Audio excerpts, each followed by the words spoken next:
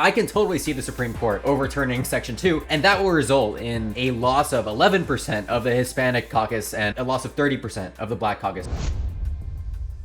All right, this is a really important Supreme Court case that's about to be decided. Louisiana versus Calais. It has not been decided yet, of course, that's why I'm talking about it, but it is about racial gerrymandering, essentially. So we have politicians in Louisiana arguing, essentially, that racial gerrymandering laws are themselves a violation of equal protection, and that might confuse you.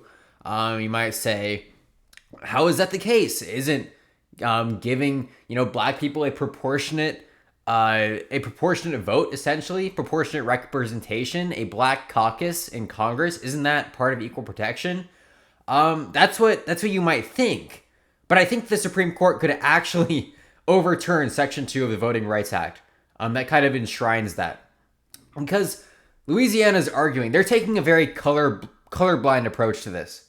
They're saying any consideration of race, even if it is to, quote, maintain that equal protection, according to proportionality, is a violation of equal protection because you are saying to a white minority in a black majority a locality, or if you gerrymander a design a black majority essentially in order to fulfill your equal protection obligations, you're saying to that white minority, because your skin color, you have less voting power. So I can totally see the Supreme Court overturning Section 2, and that will result in a loss of 11% of the Hispanic caucus and a loss of 30% of the Black caucus. So huge results there. And to be honest, I don't really have an opinion on this. Of course, I think in general, this is an area where color blindness does not suffice, because then racial minorities, which tend to vote, together, that's part of these, the statutes or precedent that equal protection is decided upon. A group has to vote together, so you should not discriminate against them. That's part of what they have to prove. They will essentially be completely silenced as a unified group, and that's what color blindness does. It's very useful in some elements of fighting racism, but it's very not useful in other elements. And obviously, the Louisiana politicians are making this very bad faith argument, and then it's just going to be, all of the floodgates are just going to let loose. If they lift this restriction, Republicans will get a ton of seats here. But I don't doubt it. Another Supreme Court case that is very, very important.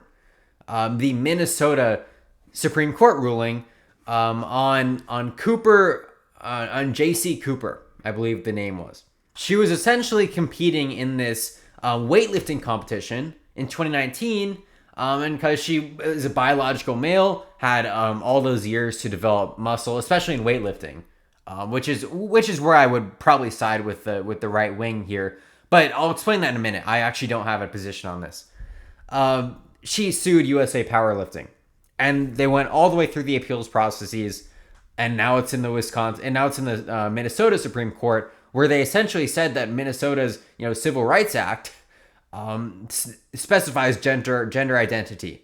So USA Powerlifting temporarily has been barred from this policy. Now, this is not what the extreme left would have wanted, because it opens the door for USA Powerlifting under the same Minnesota legislation to essentially make an argument that this discrimination is essential for their business. That is an exception. So the Supreme Court said that they can come back with arguments for that later, and they will likely win, because if you think about all the businesses, probably the one that most depends commercially on this transgender discrimination or gender identity discrimination is weightlifting.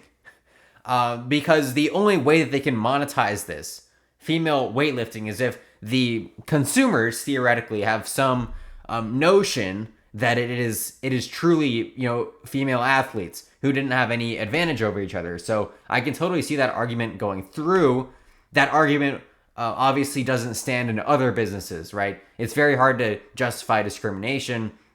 And this is one place where they could probably get away with it, especially in the sport of powerlifting.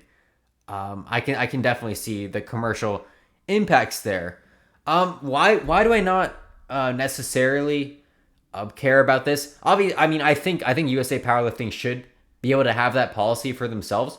The reason I don't have a position on this is it's sort of the same reason why I think a lot of conservative commentary is just bad for society, because they come at every single issue with this kind of objective morality. So when you ask questions that are purely about morality, like abortion or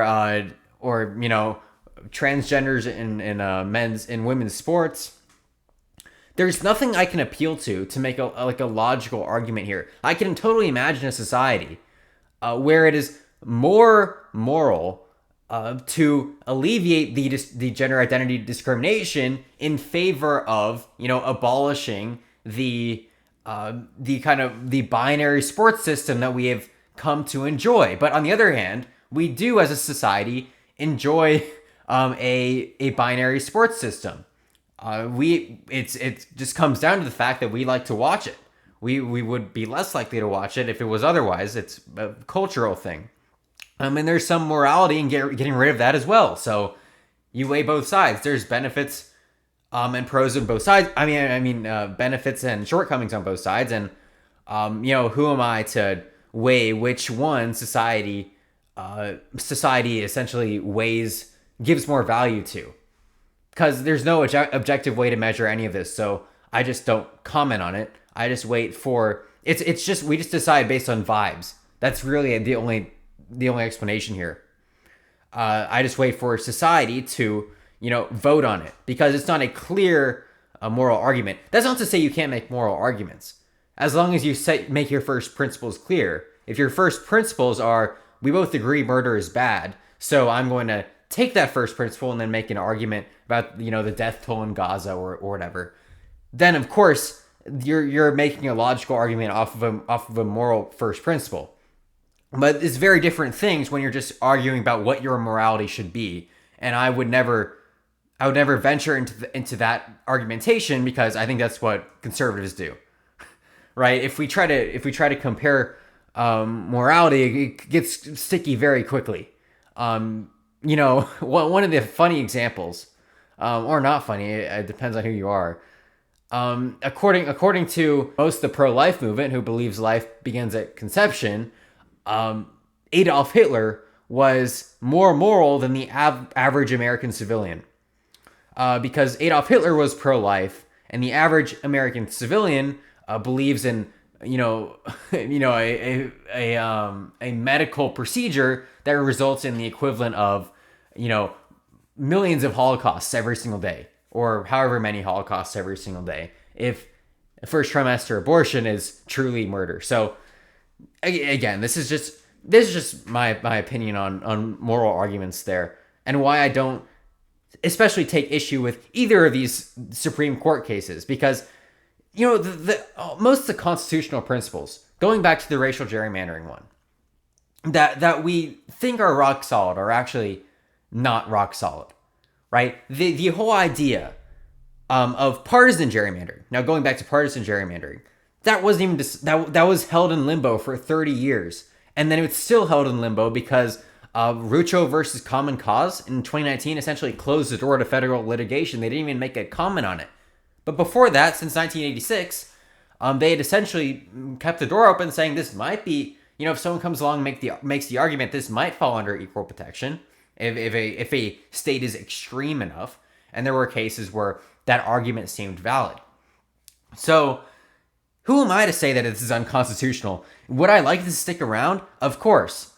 But that's just my vibes-based moral assessment of wanting a racial group, black people, Hispanic people, to vote together, because that's what they seem to do. That's what humans like to do. And I think there's something wrong with taking that away from people, especially the party that touts how good nationalism and tribalism is, which are concepts that I broadly disagree with. But if one group of people can do that, then I think other groups of people ought to do that as well, especially minorities, given the history of minorities in most countries.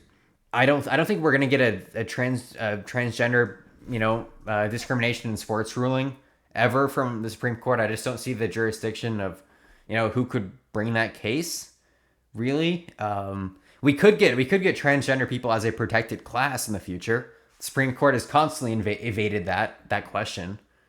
They have not put it under the sex-based discrimination umbrella because they'd have to make that precedent, and they haven't ventured to do so, and they won't until there's a liberal majority, essentially. But hopefully that was interesting.